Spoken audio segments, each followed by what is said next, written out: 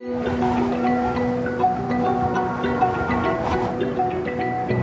live in a world of relentless change. Huge migrations of people to new megacities, filling soaring skyscrapers and vast slums. Ravenous appetites for fuel and food, unpredictable climate change. And all this in a world where the population is still growing. Should we be worried? Should we be scared? How to make sense of it all?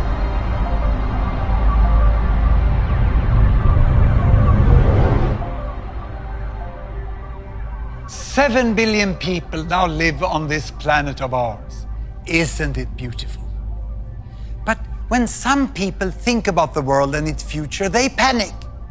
Others prefer not to think about it at all. But tonight, I'm going to show you how things really are.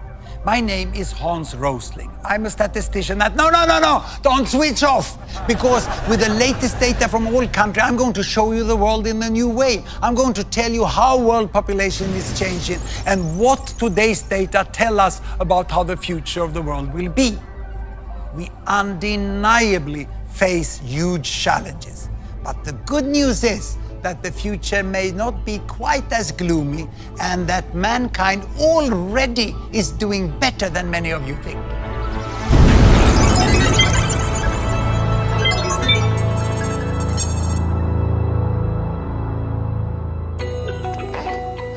Babies, each one a blessing.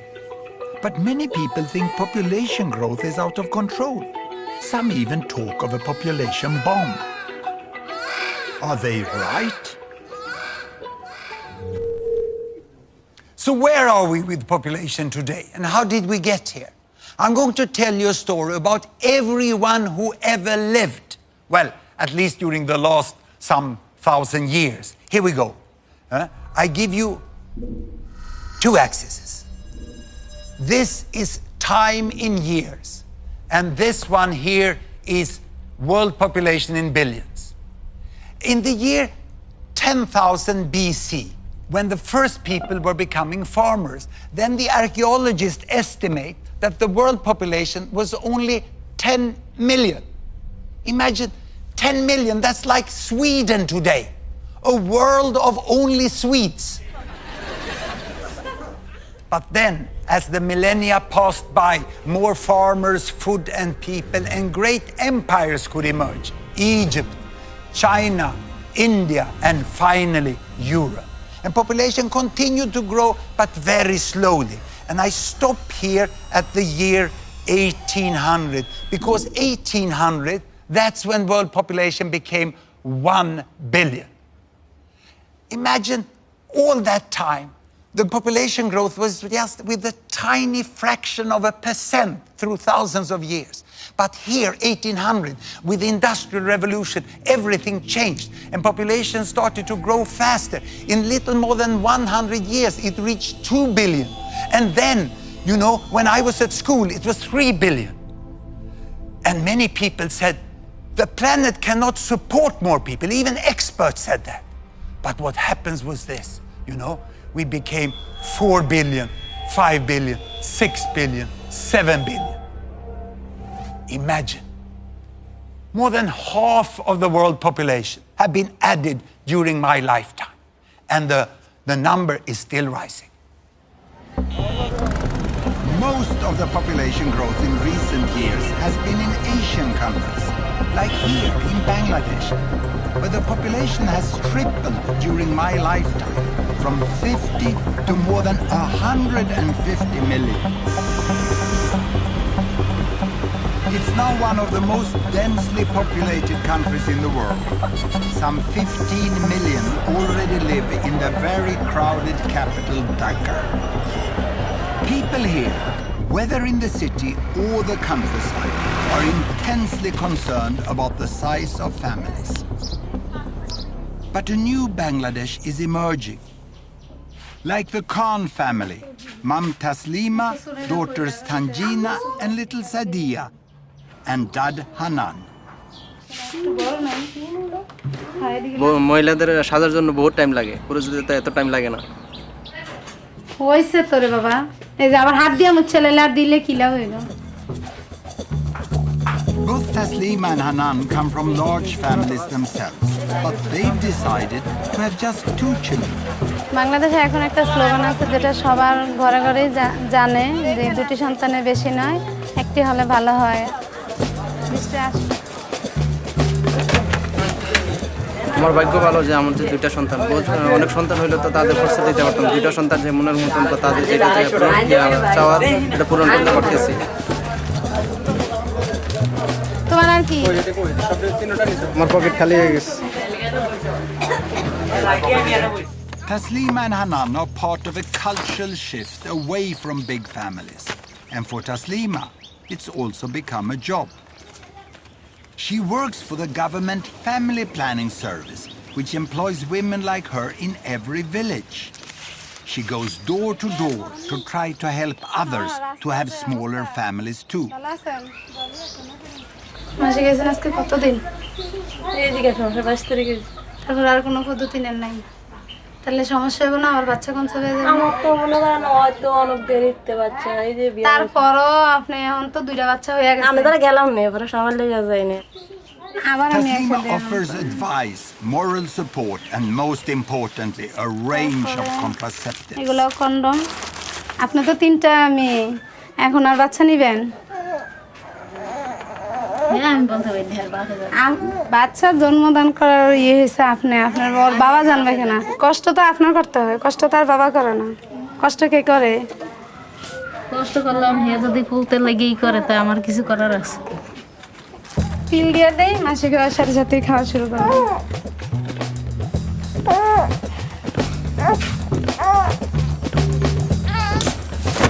যে অনেক যারা একটু কম শিক্ষিত এরা বুঝতে চায় না, বুঝাতে হয়, অনেক সময় লাগে এই আর কি। So how successful has Taslima and Bangladesh been in reducing fertility rate? That is, number of babies born per woman. In Sweden, we set up Gapminder Foundation to make the world's data available in a way that everyone can understand. So I can show you the situation in Bangladesh and what has happened. Here, a horizontal axis, babies per woman, all the way from 1 to 2 to 7 to 8. And here, a vertical axis, that is lifespan, life expectancy, how many years a newborn can expect to live, from 30 all the way up to 90. Now, we start in 1972, a very important year for Bangladesh, the first full year of independence. That year, Bangladesh was over there, and they had on average 7 babies per woman, and lifespan was less than 50 years. So what has happened after independence? Have life become longer in Bangladesh? Have children become fewer? Here is the data. I start Bangladesh. Indeed, life is getting longer and babies fewer, 6, 5, and life even longer, 4, 3, and they land now almost to 2. It's 2.2 and the lifespan is 70. It's absolutely amazing. In 40 years, Bangladesh have gone from 7, 6, 5, 4, 3, 2. It's a miracle that has happened in Bangladesh. But is it only in Bangladesh? Well, I'll show you the whole world. I will go back 50 years in time to 1963. Here are all the countries. And these green ones is America, North and South. The yellow ones is Europe, East and West. And blue is Africa, North and South of the Sahara. And red is Asia, and we include Australia and New Zealand. The size of the bubble show the size of the population. Look, the big ones over there is China and India, and Bangladesh is just behind. In 1963, the average number of babies born per woman in the world was 5. But it was a divided world. Can you see that? These countries over here, the developed countries, they had small families and long lives. And then there were the developing countries over here, and they had large families and short lives, and very few were in between. But now we'll see what has happened. I start the world. Here we go. And you can see that China is getting, the big bubble is getting to better health, and then they start family planning, they move along to smaller families, and the big green, look at Mexico. Mexico is coming there, and this is Brazil also, the green in Latin America, and here India is following. India is following. The big red bubbles are Asian countries going this way. Many Africans are still with many babies born per woman, and then Bangladesh over there overtakes India on its way to the small family, and now almost all go up to this bubble. Even Africa now starts to move. Ooh, that was the earthquake in Haiti. And now everyone ends up there. What a change we have. Today, you know, in the world, the average is 2.5. Imagine, you know, it used to be 50 years ago 5, and the world has changed. The average number of babies born per woman have gone from 5 to 2.5, and it's still decreasing. What a big change. People would think that Bangladesh and countries like that is some sort of epicenter of a population bomb. They couldn't be more wrong. To me, health workers like Mrs. Taslima and their colleagues, who have taken their countries from this side all over in a few decades to much better health and small families, they are the heroes of our time. It's an amazing change that has happened. We no longer live in a divided world. But how much do people know about this amazing change? At Gapminder, we not only show data, we also measure how much people know or don't know about the world. So we did a first survey in Sweden. The results were depressing. So we did our second survey in Britain. And we had high hopes because the British have been all over the place, you know. So we thought we would get good results here. The first question we asked was, how many babies do women have on average in Bangladesh? And we gave 4 alternatives: 2.5, 3.5, 4.5, or 5.5. This is the result of the British survey.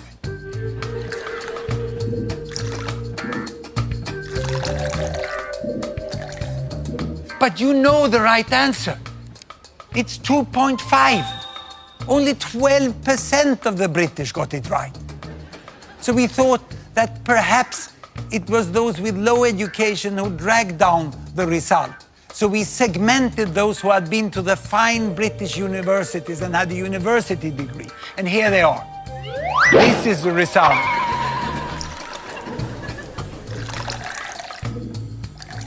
If anything, worse. So now you may conclude that the British lack knowledge about the world. What if I would have asked this chap and his friends? I would have written the different answers on bananas and let them pick one banana each, you know. This result I would get. Of course, chimps know nothing about Bangladesh.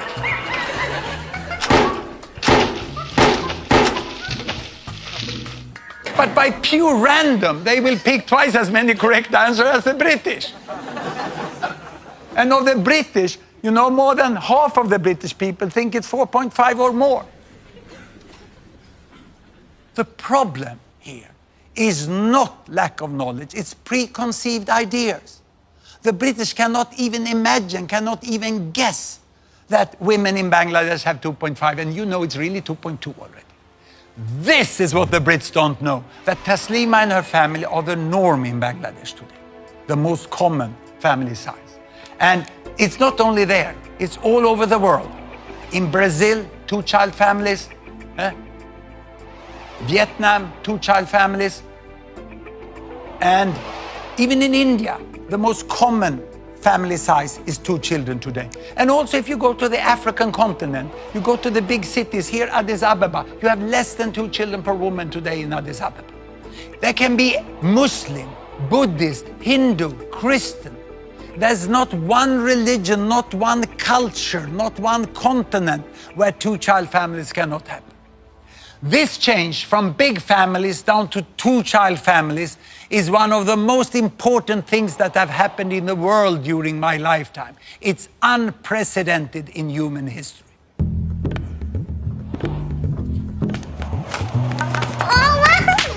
here we are, back in Bangladesh. Let's find the reasons behind this historic and continuing shift from large to small families. Almost all girls in Muslim Bangladesh, like 15-year-old Tanjina, go to school today. The government now even pays families money to keep their daughters on at secondary level. At Tanjina school, boys are now outnumbered by girls.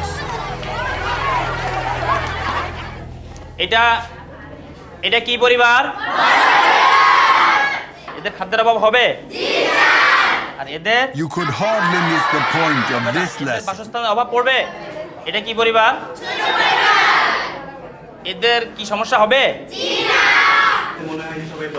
Education is effective, and there are also new opportunities for Bangladeshi women. Despite continuing inequalities, there are more jobs, and Tanjina is aiming high. আমার school যেতে খুব ভালো লাগে। আমাদের মায়েদের সময়ে তখন অনেক তাড়াতাড়ি বিয়ে হয়ে যেত, তারা লেখাপড়ার সুযোগ পেত না। কেবল আশা, আমরা এই সম্বন্ধে অনেক আশা করতে পারি যে আমরা ডাক্তার হব, ইঞ্জিনিয়ার হব। More and more young women here are seeing how different things could be for them. তোমরা 17 বছরের বয়সে কি করে বিয়ে করছো যে আমি এটা ভাবতেও পারি না। আমি তো 2 বছরের পরে এটা কিছুতেই সম্ভব না, এত তাড়াতাড়ি বিয়ে। তখন বুঝি নেই, ভুল করছি। এখন তো মানুষ ভুল করে না। তো তোমার কত বছরে তোমার চিন্তা ধরো যে বিয়ে শাদীর চিন্তা ভাবনা? 25 বছর। পড়াশোনা শেষ করে একটা চাকরি, ডাক্তার হয়ে তারপরে। ভালো বুদ্ধি আছে তোমার।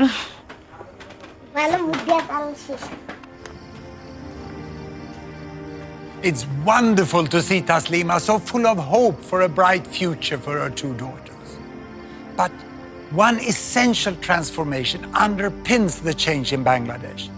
It's a dramatic improvement in child survival.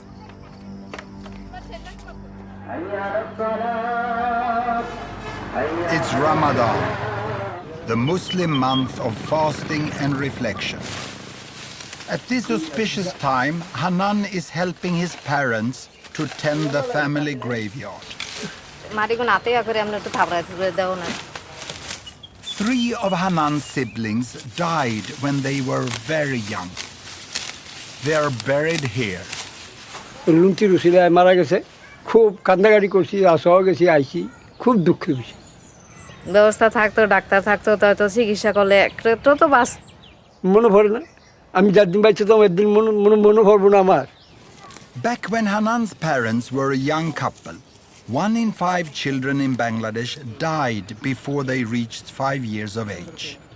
All families lived with a constant fear of losing 1 or more children. আছে বাস আরেকজন হয়েছে টুকুরু মারা গেছে, তারপরে অনেক একটা বাচ্চাই হয়, তাহলে আবার নেও, এইভাবে থেকে এগুলি হয়েছে আর কি। সে সঙ্গে তো আর এই খেয়ালটা করি নাই যে অতিরিক্ত বাচ্চা যে এমনি নিতে আসি ভবিষ্যতে অন্ধকার হইব না হইব। In the last few decades, Bangladesh has made great progress in basic health, particularly in child survival. Vaccines, treatment of infections, and better nutrition and hygiene have all saved the lives of millions of children. And as parents have come to see that all of their children are now likely to survive, the biggest obstacle to family planning has at last gone. Even in the slums of Dhaka, women now have on average just 2 children.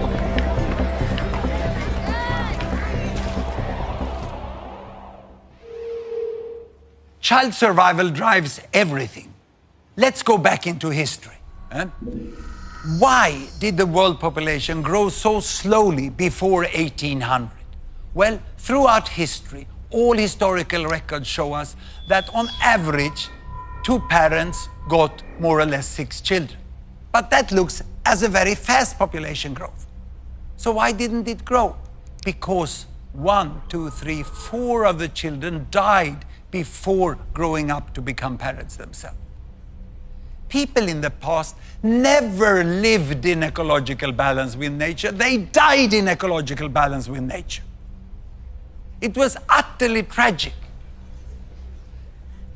But with the Industrial Revolution, this changed. Better wages, more food, tapped water, better sanitation, soap, medical advances. You know, so why did then, from all these advances, why did population grow? Was it because they got more children? No. 1963, that year when I was at school, actually the number of children per woman had decreased a little in the world to 5. And the reason for the fast population growth was the improved child survival. 4 survived at that time. But still, 1 out of 5 died. That was still terrible. So it's only in the recent decades that most of the countries have taken big leap forwards in child survival and in family planning, so that we are now approaching the new balance. And it's a nice balance. 2 parents on average get 2 children that survive. We have families in a very happy balance. This is the most normal family situation in the world today. And what does this mean for the future here? I will show you the projection, the best projection into the future from the finest demographers we have at the Population Division of the United Nations. And it looks like this. It's going to continue first up to 8, and then it goes up to 9, and then it goes here. But see, it's slowing down. By the end of the century, it's becoming more flat there. And if I do a close-up on this, you can see that we are expecting a slowing down and the end of fast population growth. But of course, this is a projection that has a certain degree of uncertainty. But we are sure that we are at the end of fast population growth within this century. It's all due to a remarkable effect of the falling fertility rate. Look here, if we go back into this, I'll show this by showing you the number of children in the world. The number of children from 0 to 15 years of age. Here they come. Look, the number of children there increased slowly, and then also it increased rapidly. So by the turn of the century here, there were 2 billion children in the world. And to me, that was an important year, because that was when Doris was born. That's my first grandchild. And she was born at a very special time for children in the world, you know. Because the specialists, the demographers, estimate that from this year, the number of children in the world will continue like this. It will not increase any longer. By the end of the century, we will still have 2 billion children in the world. When Doris was born is when the world entered into the age of peak child. The number of children are not increasing. Now, this will confuse you, because how can then the total population grow like this if the children doesn't increase? Where will all these adults come from? And to explain that, I have to leave this fancy digital stuff and show you real powerful educational material we have developed. And it's here. I will show you the world population, ladies and gentlemen, in the form of foam blocks. 1 block is 1 billion. 1 block is 1 billion. And that means that we have 2 billion children in the world. Then we have 2 billion between 15 and 30 years of age. These are rounded numbers. We have 1 billion 30 to 45. We have 1 billion 45 to 60. And then we have my block, 60 years and older. We are here on top. This is the world population today. And you can see that there are 3 billions missing, like here. Only few of them are missing because they have died. Most of them are missing because they were never born.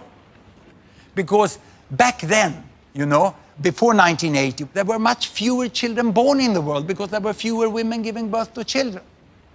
So this is what we have today. Now, what will happen in the future? Do you know what happens to old people like me? They die. Yes. There was someone here who works in hospitals. Yeah? So they die. The rest, they grow 15 years older and have 2 billion children. These ones are now old, time to die. And then these ones grow 15 years older and they have 2 billion children. This one die, and the rest grow 15 years older and have 2 billion children. And without increasing the number of children, without increasing the length of life, we have 3 billion people more by this big inevitable fill-up of adults, which will happen just when the large young generations grow up. Now, there's one more detail, which is good news for the older ones here, like me, that it's estimated that the old people will live a little longer. So we have to add 1 billion more for the old here on the top. And I'm desperately hoping that I will be part of that group, because then I can live long and read the annual statistic as they come reporting every year. But when I talk to many fine environmental activists, which are really have a good concern about the environment, they very often tell me, we have to stop population growth at 8 billion. But when I then talk with them, first they don't know that we have reached peak child. And then they are completely unaware that most of the remaining population growth is an inevitable fill-up of adults. So we will end up with more or less this amount of people. So we know how many billions there will be, but what about where they live? Now and in the future. There you have the world, and here are the 7 billion. Now, out of the 7 billion, 1 live in the America, North and South together. 1 in Europe, 1 in Africa, and 4 in Asia. So this is now, but how to remember this? I have a very simple way of remembering this. I put up the numbers like this, and then I say, this is the PIN code of the world, 1114. Now, what will happen up to mid-century? That we know fairly well. Europe, no increase. In fact, the European population is decreasing. In America, a little more people, mainly retired people in Latin America, so it makes no difference. It's more or less the same. In Asia, we will have 1 billion more. And then the population growth in Asia is over. In Africa, in the next 40 years, the population will double to 2 billion. Now, to the end of the century, well, we know quite well, no more people in Europe, no more in America, no more in Asia, but Africa is set as we have data today for another doubling. So there will be 4 billions in Africa. The 2100 and probably the final PIN code will be 1145.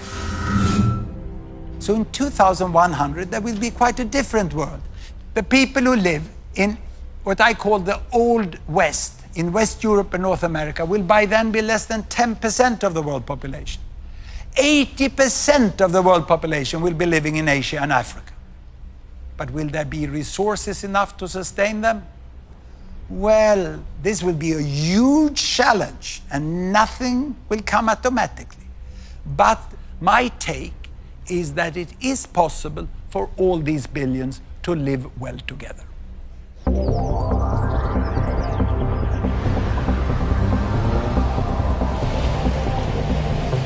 Certainly, it's easy to see the potential for a prosperous and peaceful Asia with 5 billion people. Japan, South Korea, and others are already rich. Following them on the road to wealth are larger and larger parts of China, India, Indonesia, and many other Asian countries. Even in poorer Asian countries, more and more are getting a decent life. But what about a future Africa of as much as 4 billion? Won't most of them be living in terrible poverty? I have seen extreme poverty in Africa. 30 years ago, I spent the 2 most intense years of my life working as medical doctor in one of the poorest countries, Mozambique, on the east coast of Africa. Mozambique had just become independent after a long war against the colonial power Portugal. And my job was to be one of 2 doctors, we were both foreigners, for 300,000 people. And this was the hospital. My wife was also there working as a midwife. This is the entire staff of the hospital. Those with white coats had the chance during the colonial period to get a professional training of at least 1 year. The others, many of them, couldn't even read and write. But they all worked with such dedication and motivation. But the patients came with the worst diseases of extreme poverty, and our resources were often not enough, and especially my skills as a young doctor did not meet the need of the patients. Mozambique is still today a very poor country, but things have improved immensely since I was there 30 years ago.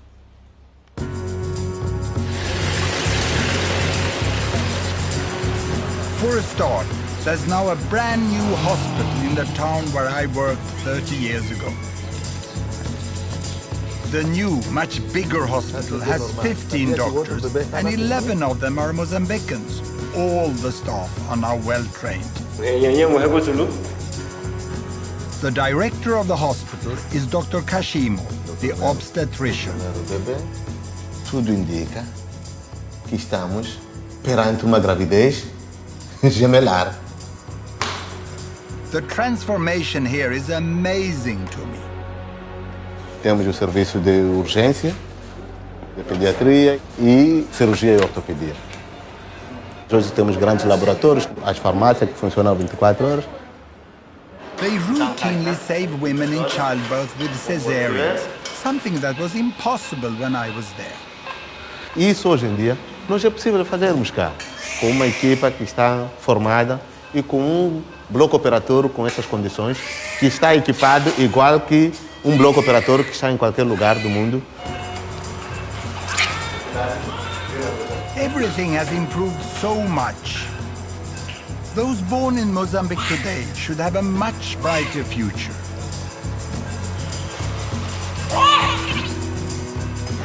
Not just because of better health, but a booming economy too, with busy ports and markets, and new industries with lots of new jobs. I know you might be thinking that this good news is just about cities and towns. And it's true. The worst challenge is in the rural areas where most people live.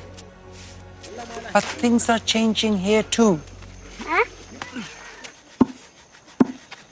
Deep in rural northern Mozambique lies the district of Mogovolas. This is home for Olivia, Andre, and their young family. Like so many other poor people in the world, Olivia and Andre are farmers, reliant on what they grow for what they eat.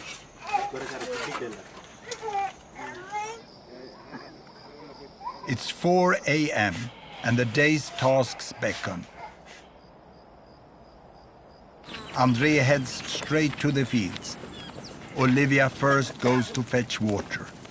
Both have to walk miles to get anywhere. Well, okay, guys, there are really.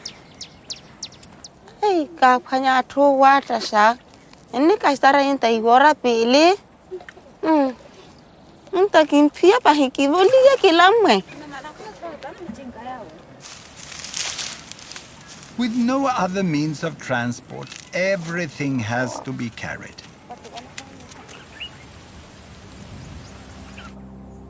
Olivia and Andre have 8 children. Fertility rates are still high in much of rural Africa, and it's the poorest families who have the most mouths to feed. Anything this family can spare, they'll sell. Mi kirero o sofereri masikino lima pe kino lima pe wakule purututu masivali wakule purututu ne nkimpanyere tu parawera permenu sikiwe he opanya mzuruku wawera kitihe kaba na akalaba. Yet economic growth is slowly trickling into the countryside. Empagela kitenka kichapele nonela ki kivandri ya kataru. Now Andre has set his sights on one thing he believes will change everything. Pankerero vela vela. Kinamo chelo weta mahoi kana chinke. Bicycles can make a huge difference to the lives of the rural poor. They save hours every day and get so much more done. With a bicycle, they can carry much heavier loads to the market and earn more money. They can travel to find work. And if they get sick, they can reach a health clinic in time. Opora kitume chinka kino telia pen kino kala normal telia aporoke e chinka etoke hikale chinka etok owe tuyo etoke yo kelonke. Andre and Olivia have been putting money away for 2 years. They haven't quite enough yet. Everything now depends on the sesame seeds, which they are just harvesting. If they can get a good price, they might just make it. Andre and Olivia live in one of the poorest countries, and they live in the rural area, which is the poorest part of that country. So how many people are there in the world living like they? And how many are there that are poorer? I'm going to show you this yardstick. Very simple, poor and rich. And here I have all the 7 billions again. They are in a very simplified way lined up there from the poorest to the richest. Now, how much does the richest billion earn here in dollar per day? Well, let's look here. Ooh, it's coming up, it's coming up. Ooh, yo. I can't even reach $100 a day. Then let's look at the middle billion, who is exactly in the middle. How much do they earn? It'll come, yes, just 10. And then I go over here to the poorest billion. How much do they get? Well, just 1. This is the difference of the world today. And the economists, they draw a line which they call the line for extreme poverty, a little above $1. That's when you hardly can have enough food to feed the family. You cannot be sure that you have food all days, you know. And 1 billion is clearly below that still. And the 2nd billion is sort of divided by that line. And then the others are above it. Now, the poorest people, they can hardly afford to buy shoes. And when they get shoes, the next thing they will save for is bicycle. This is where Andre and Olivia is. And after bicycle, you will go for the motorbike. And then after the motorbike, it's the car.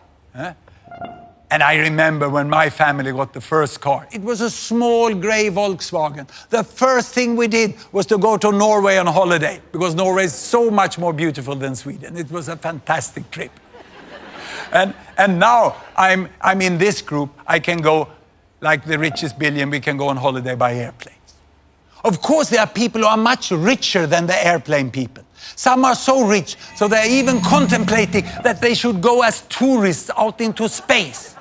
And the difference in income from the airplane people to the very richest over there is almost as big as it is from the airplane people here, you know, all the way down to the poorest in that side. Now, the most important to remember from this yardstick is this. And I need to show you this, I need my stepladder. Sometimes you need some old, well-functioning technology also. Here.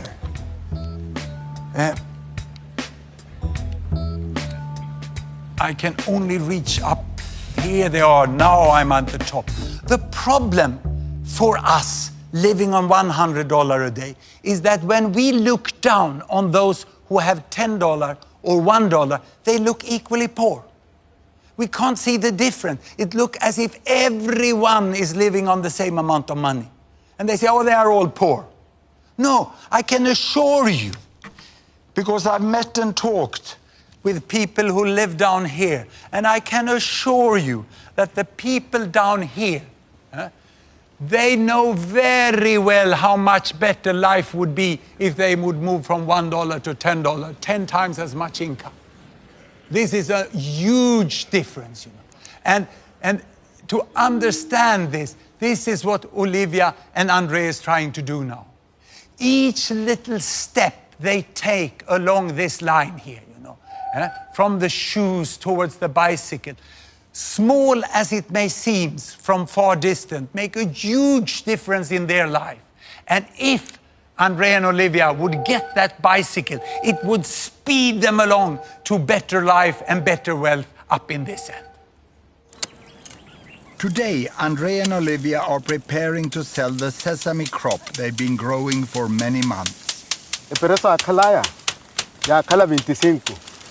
Asintano va, o khala un poco normale, only toma 40, 45. But Andre and Olivia will have to be careful if they are to get paid the proper price. No kala no shuti hi atwale to kwale venda ya ro kunyale we bali balance tsa bale water wa no ro bale tsoli kana ahana thukwa ka shininyale bantsuwela yavo akora pitsari 10 kilo male nro khuma balance ambale hiyo ni pizza ndri balance ahu enro khuma bale seti awoito.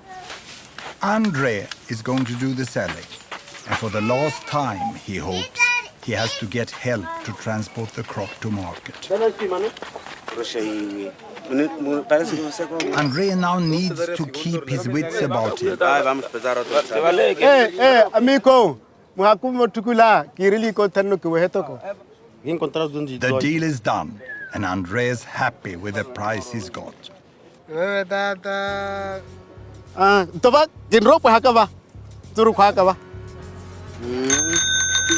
It's the moment the family have worked so hard for.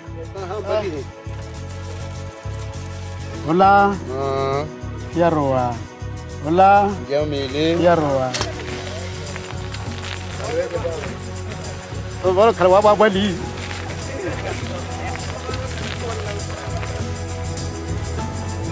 Andre's journey to market took all morning to walk. Now, in less than an hour, he can ride home.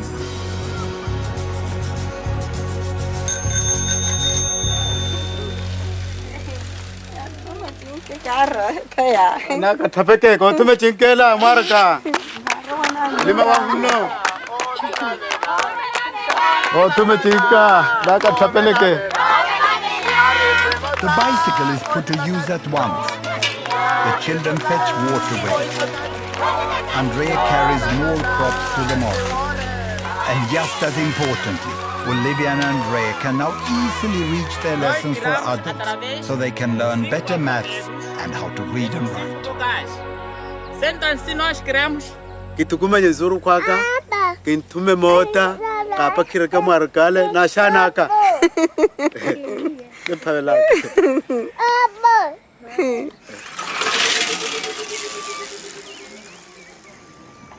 It's so great to see Olivia and Andre pedaling their way out of extreme poverty.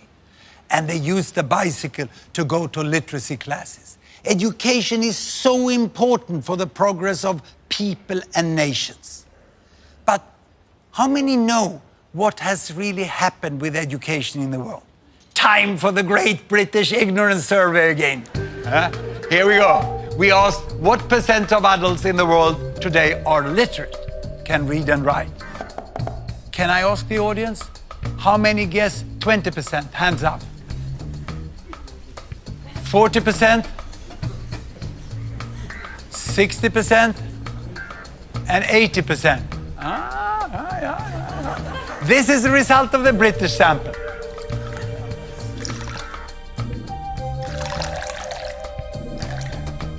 Now, by now, you can use the result of the British survey to find out what the right answer is, isn't it? Of course, it's 80% that is the right answer.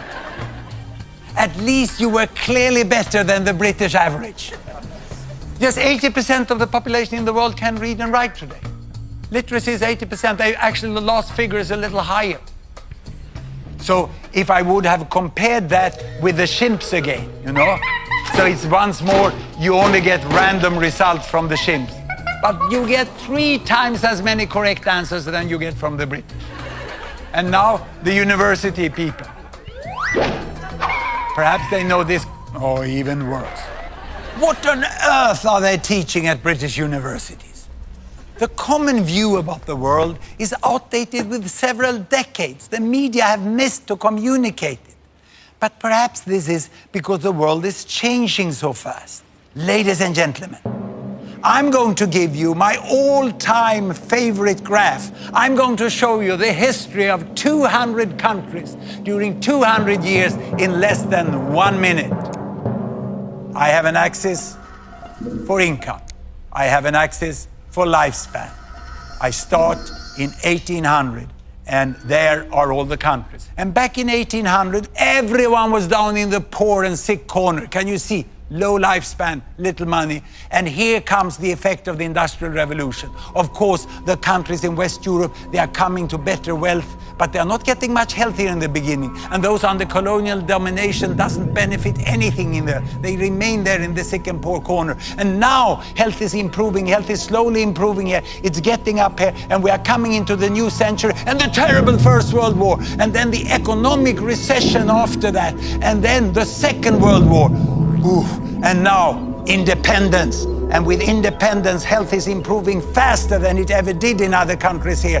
And now starts the fast economic catch-up of China and other Latin American countries. They come on here, you know, and India is following there, and the African countries is also following. It's an amazing change that has happened in the world. You know, in the front here, we have now US and UK, but they're not moving so fast any longer. The fast movers are here in the middle. China is moving very fast to catch up. And Bangladesh, look, Bangladesh is already here, now quite healthy, and now starting with fast economic growth. And Mozambique, yes, Mozambique is back there, but they are now moving fast in the right direction. But all this I show you is country averages. What about people? Have people also got a better life? I'm now going to show you something which makes me very excited as a statistician. I'm going to show you income distribution, the difference between people. And to do that, I take the bubbles back 50 years, and then we are going to look only at money.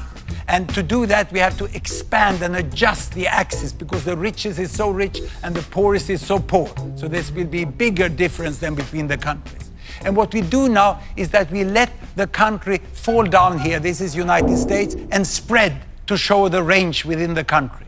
And I take down all the countries in the Americas. And now you can see from the richest person to the poorest person. And the height here shows you how many there are on each income level. And now let's take down Europe. And on top of that, I'm going to put Africa. And finally, the region with most people, on top of everything, Asia. Now, in 1963, the world was constituted by two humps. First, the richest hump. It's like a camel, isn't it? The first hump here with the richest is mainly Europe and the Americas. And the poorest hump over here is mainly Asia and Africa. And the poverty line was there. Can you see how many people there were in extreme poverty 50 years ago? And most of them were in Asia. And people were saying Asia will never get out of poverty. Exactly as some people are still saying about Africa today. Now, what has happened? I start the world. And you can see that many people are born into poverty here, but Asia goes towards higher income, and 1 billion goes out of extreme poverty this way. And the whole shape of the world changed, and the camel is dead. It's reborn as a dromedary. And what you can see here, you know, is the variation from the richest, that is most people in the middle. And there's a much smaller proportion of the world now in extreme poverty. But be careful, it's still a lot of people, more than 1 billion people in extreme poverty. Now the question is, can this move out of extreme poverty now continue for those in Africa and even for the new billions in Africa? I think it's possible, even probable, that most countries in Africa will rise out of poverty too. It will need wise action and huge investment, but it can happen. The many countries of Africa are not all advancing at the same pace. A few are moving very fast, others are stuck in conflict. But most, like Mozambique, are now making steady progress. And what about feeding all the new African people in the future? Yes, there are shortages today, but there is also much potential here. Agricultural yields in Africa are just a fraction of what they could be with better technology.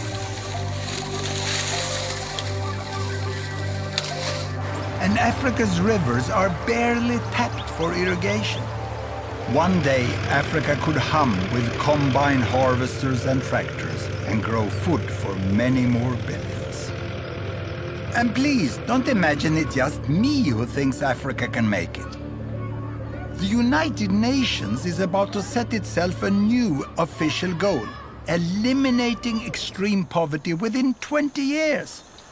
Everyone understands it's a huge challenge, but I seriously believe it's possible. Imagine if that would happen. Now, what we have seen so far is that the rich end, it moves. And the middle, it moves. But this poorest end is stuck. It's here in extreme poverty we find almost all the illiteracy. Here we find high child mortality and still many babies born per woman. It's like extreme poverty reproduces itself if you don't end it swiftly. But Andre and Olivia and people like them, they work so hard to get away from it. And if they only can get the right help from their government and from the world at large, with things like school, health, vaccines, roads, electricity, contraceptives, then they will manage. But they will mainly manage by their own hard work. Here we go, go on, follow Andrea and Olivia across the line, It is possible within some decades, yes! But getting out of poverty is just the beginning. People want to continue along this line to a good life. But what does a good life mean? For most people in the world, the good life they are striving for will mean more machines and much more use of energy. So there's a problem, because all this adds to one of the great threats for the future, severe climate change. 80% of the energy the world uses is still fossil fuels. And the science shows that the climate may change dramatically in the future because of the carbon dioxide emission from continuing to burn all these fossil fuels. I'm not the best person to tell you how bad climate change will be, nor am I a specialist on how to prevent it. What I can do is to show you data to make you understand who is the one that emits the carbon dioxide. I will show this. You remember the yardstick from the poorest billion to the richest billion, from the one who hardly can afford shoes to the one who fly with airplanes. Now, this shows the total amount of fossil fuel used in the world during 1 year. Coal, oil, and natural gas. And it represents more or less the total emission of carbon dioxide. Now, how much of that is used by the richest billion? Half of it. Now, the second richest billion? Half of what's left. Then you understand what the third use. Half of what's left. And the others use hardly anything. This is rounded numbers, but it clearly shows, that almost all the fossil fuel is used here by the 1, 2, 3 richest billions. More than 85% they use. Now, the richest billion here at least have stopped increasing, but we are yet to see whether they will decrease. And in the coming decades, it's the economic growth of these two that will increase the fossil fuel use and the carbon dioxide emission. Even if these ones over here come out of extreme poverty and get richer all the way to the motorbike, that doesn't contribute much to the emission of carbon dioxide. And regarding population growth, most of the additional billions in the next 40 years will be in this group here. But still, if you ask people in the richest end, they seem to get everything wrong. They look down on the world from their very high emission, and then they say, oh, those over there, you cannot live like us. You will destroy the planet. You see, I find the argument from the people here catching up to be much more correct than logic. They say, who are you to tell us that we can't live like you? You better change first if you want us to do it differently.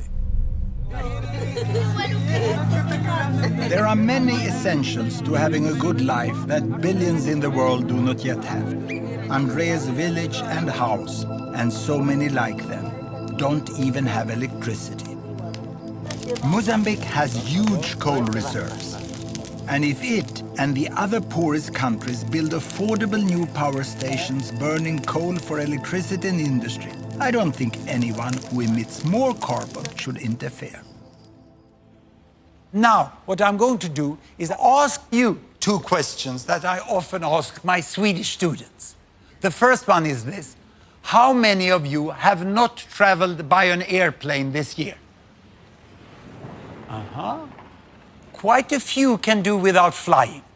So the next question is, how many of you have stayed away from washing machines and you have hand washed all bed sheets, clothes and laundry during the last year? I thought so. No one. Everyone who can afford use washing machine, even the hardcore in the environmental movement. And I still remember the day when my family got the washing machine. It was the 1st of November, 1952. Grandma was invited to be the first to load the machine. She had hand washed her entire life for a family of 9. And when she loaded the machine, she sat down on a footstool and she watched the entire program during 1 hour. She was absolutely mesmerized. For my mother, it also meant a lot of more free time to do other things. She could read books for me. I think that's what made me professor. No wonder we said, thank you, steel mill, thank you, washing powder factory, thank you, electrical power station. Now, when thinking about where all this leaves us, I have just one little humble advice to you. Beside everything else, look at the data.